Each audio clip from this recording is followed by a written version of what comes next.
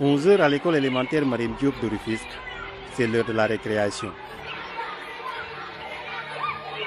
30 minutes de liberté, un moment unique où les élèves peuvent se rencontrer, des groupes se constituent, des amitiés se nouent, un moment essentiel pour la socialisation de chaque élève. La cour devient dès lors le lieu privilégié des jeux qui peuvent notamment stimuler la créativité et l'imagination. Mais pas que, c'est aussi l'un des moments importants pour ces jeunes enfants de s'alimenter, c'est la course vers les vendeurs. Bonbons, crème glacée, du pain pour le petit déjeuner entre autres, mais après avoir bien mangé, il faut impérativement de l'eau pour se soulager. Ce liquide précieux d'une quintessence incommensurable ne peut point être négligé, mais malheureusement, il commence à se faire rare. Le manque d'eau, on va parler surtout pour commencer par le cubage. Ici, le mètre cube est cher, ça coûte 650 francs. Et cette école est prisée entre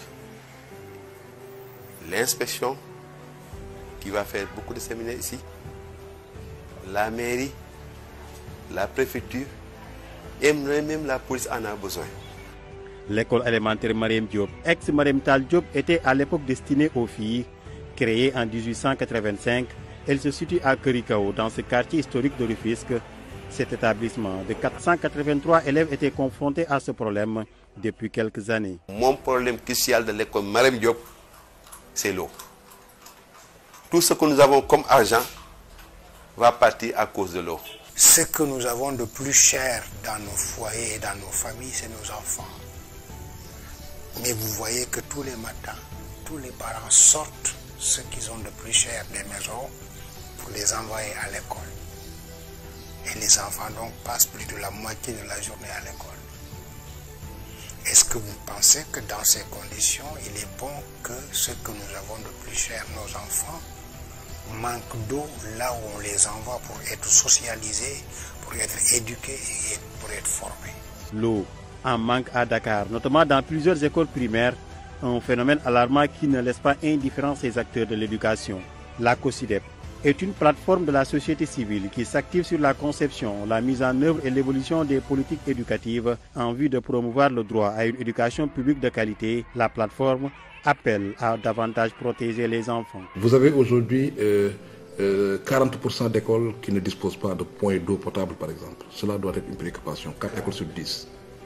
Vous avez au moins une école sur 5 aujourd'hui qui ont des problèmes de latrine ou alors des problèmes de points d'eau potable.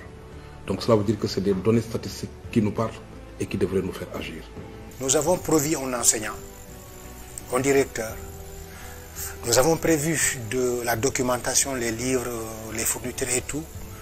Mais ce qui aurait dû être d'abord avant tout ça, ce serait les salles d'eau.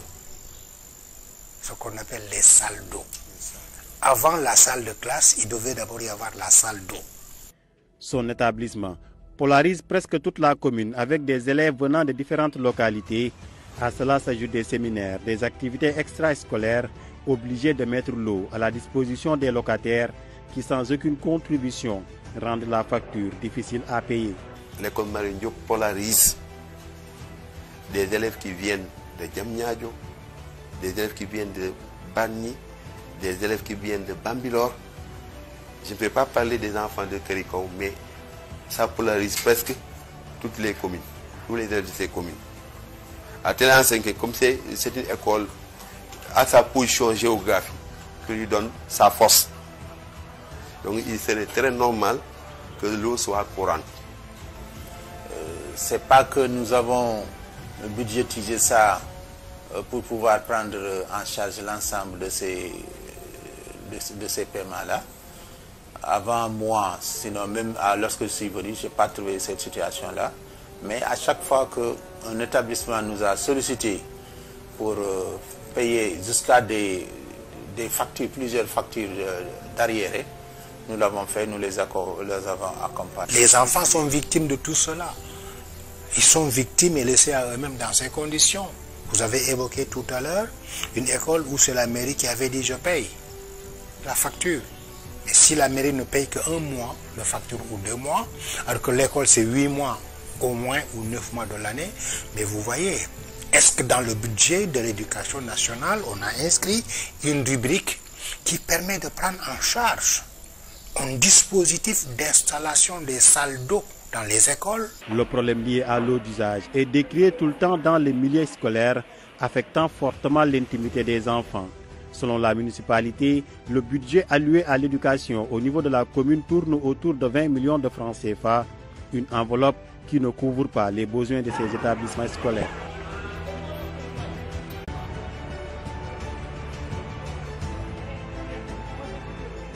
Le budget alloué à ces établissements,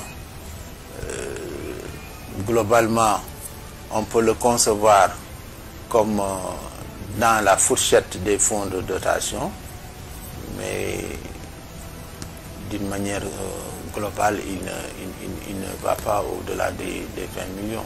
En termes de budget d'investissement, ce budget d'investissement est chaque année très très faible. Et c'est le budget d'investissement justement qui devrait permettre de prendre en charge ces questions liées à la clôture de nos écoles, à la disponibilité de points d'eau, à la disponibilité de toilettes qui soient fonctionnelles. La localité de Rufisque-Est compte 19 écoles élémentaires, beaucoup plus par rapport aux autres communes du département. Pour le maire, la municipalité ne pourrait jamais satisfaire certains besoins de ces écoles s'ils ne sont pas exprimés par les chefs d'établissement. Je vois mal que cela puisse être un cas appairé, parce que là même où l'établissement est situé, nous sommes dans le centre-ville, c'est en plein cœur et souffle. Donc c'est une question en tout cas qui ne m'a pas été remontée dernièrement.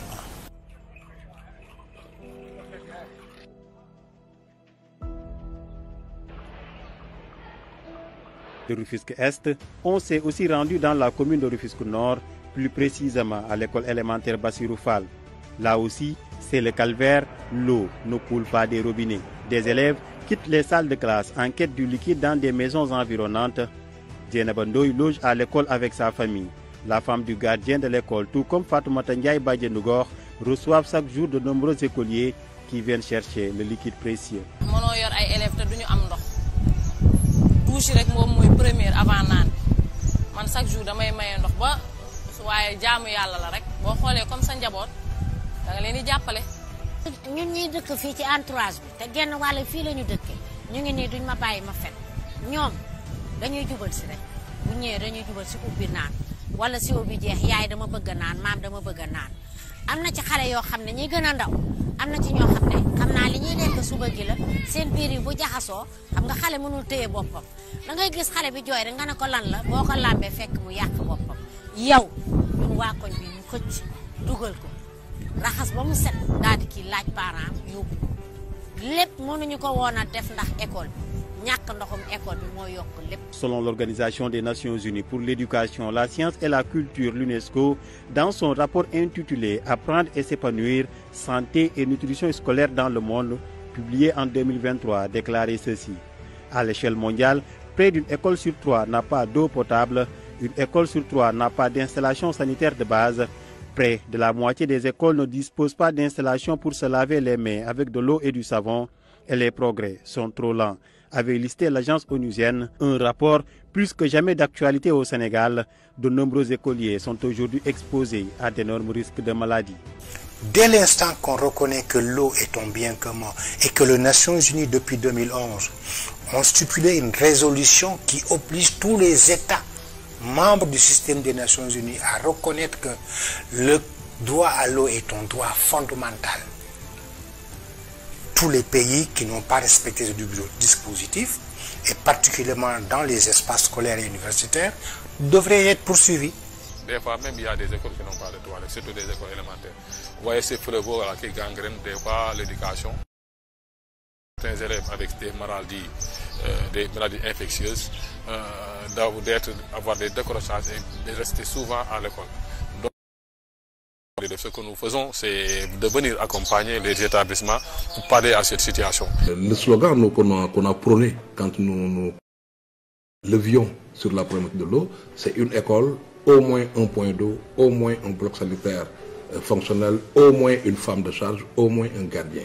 Donc si on garantit ça, une école, un point d'eau, un bloc sanitaire, une femme de charge, un gardien, ça doit être planifié par l'État. Voilà ce que l'État devrait pouvoir faire.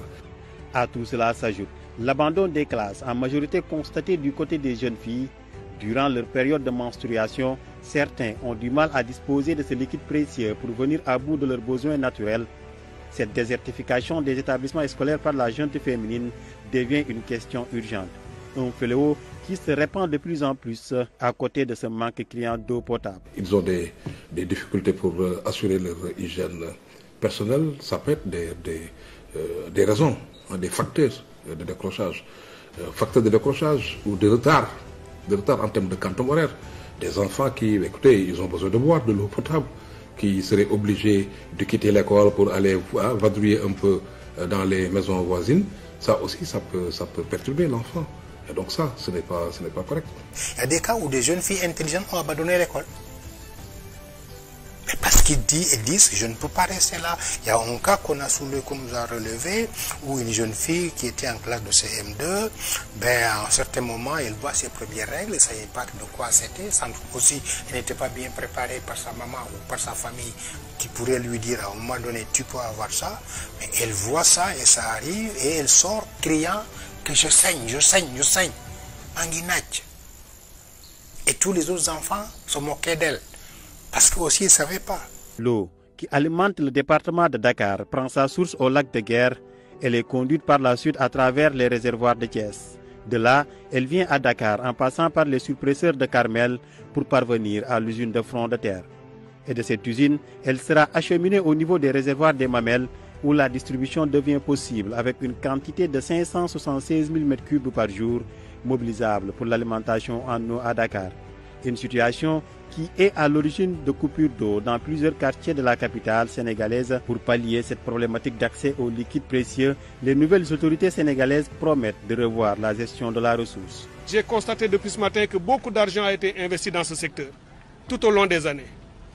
Évidemment, lorsqu'on dit ça, on doit dire aussi qu'il faut faire un diagnostic, qu'il faut évaluer, qu'il faut auditer pour savoir où cet argent est allé, à quoi ça a vraiment servi. Comme le regard vide et lointain de ces enfants innocents et impuissants face à cette situation, l'avenir de ces robinets d'eau dans les milieux scolaires coule dans l'incertitude, mais l'espoir est permis avec le démarrage de l'usine de dessalement de l'eau de mer des Mamelles. En attendant, l'eau, une source vitale, est toujours absente des établissements scolaires de Dakar.